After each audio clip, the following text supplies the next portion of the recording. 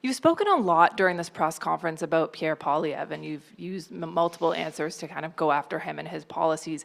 He's been going after you for a long time on this issue of inflation, affordability, and of course housing. You just shuffled your cabinet, you elevated Sean Fraser to housing. Is there a recognition perhaps or a sensitivity on your part that he has tapped into something that people are very concerned about, and do you feel threatened now by his leadership?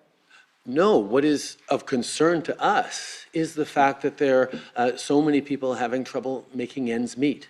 And that's why we moved forward over the past year with significant investments to help Canadians. Investments like ensuring that kids under 12 have access to dental care.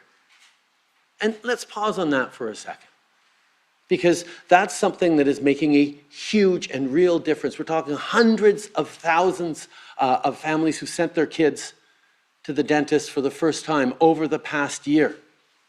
Pierre Poilievre, to bring him up again, as you brought him up, voted against dental care. He said providing dental care to low-income Canadians would just feed inflation. Well, there's two things wrong with that. First of all, we have seen inflation come down now to the lowest levels of most of our partners, back into the Bank of Canada range, which is a very good thing, which shows that our targeted investments have actually been able to bring down inflation even while we're supporting Canadians. And the second piece of it is that so he was wrong about its impact on inflation, and he chose to vote against and to stand against and try to block in the House delivering of dental care for vulnerable Canadians. Why would you do that?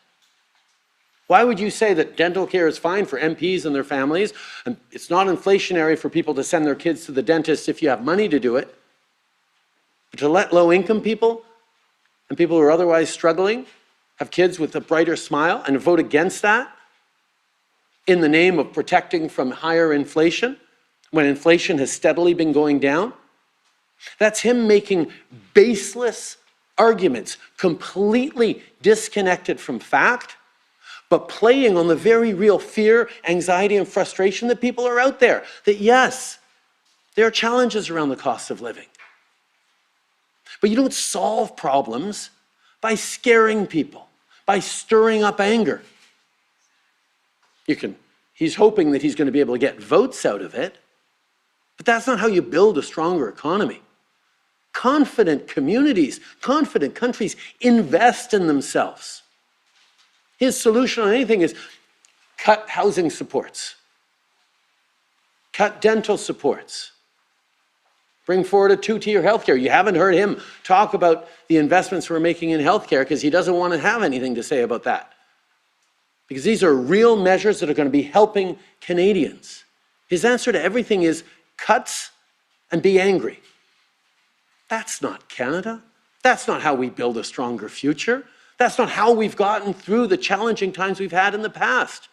Canadians roll up their sleeves and get to work and build and invest in themselves and their communities.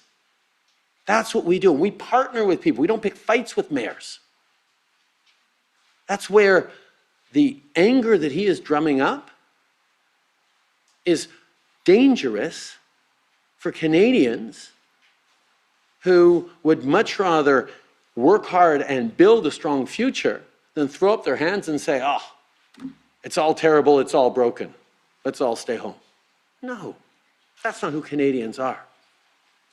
So I won't be stirring up anger. I will be pointing out where his proposals are irresponsible and unserious, but I will stay focused on solving the challenges Canadians are facing rather than exploiting them for political gain like Pierre Poilievre does.